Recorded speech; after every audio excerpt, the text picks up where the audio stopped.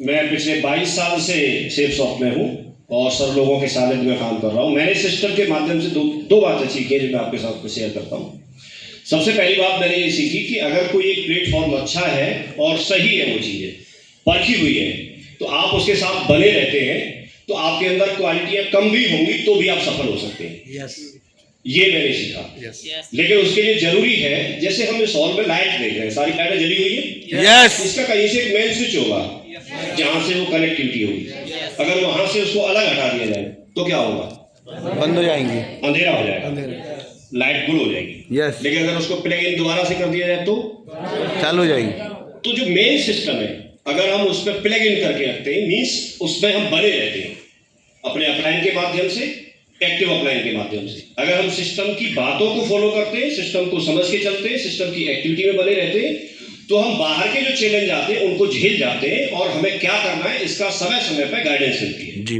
जैसे आपको आज सर के माध्यम से यहाँ पर पूरा ट्रेनिंग के माध्यम से सारी चीजें बताई जा रही है। अगर यहाँ पर कोई व्यक्ति आपके बीच में ही होगा आपकी टीम में, लेकिन वो यहाँ पर नहीं है, तो वो नेगेटिव हो सकता है। लेकिन आप नेगेटिव माहौल में रहते हुए भी पॉजिटिव रह सकते हैं। पहली बात पहली बात मैंने हमेशा ये सीखी कि हमेशा आप सिस्टम के संपर्क में रहिए। तो आपकी जिंदगी में जैसे यहाँ उजाला है वैसे उजाला रहेगा, नहीं तो अंधेरा होने में टाइम नहीं है।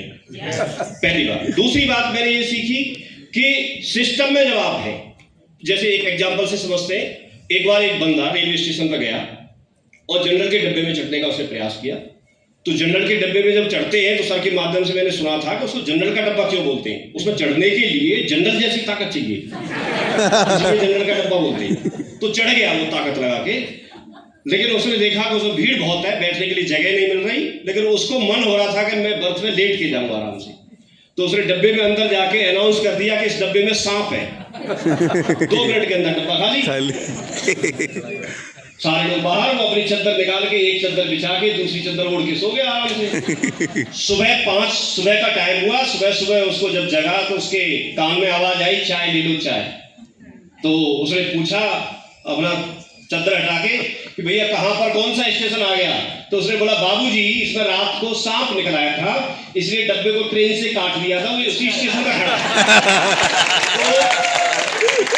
तो दूसरी बात मैंने ये सीखी कि कभी भी अगर सिस्टम में किसी ने उंगली की तो उसी स्टेशन पे खड़े रहोगे जहां पर हो। अगर आपको स्टेशन चेंज करना है और आगे बढ़ना है तो फिर आप उसको उंगली मत करना। जैसे सिस्टम बोल रहा है, जैसे जैसे सर बोल रहे हैं, जो सिस्टम के जनक है, जब हमको तैयार किया है तो ये तो भरोसा कर लेना कि जितना दिमाग आप लगा रहे हो उतना हमने भी लगाया।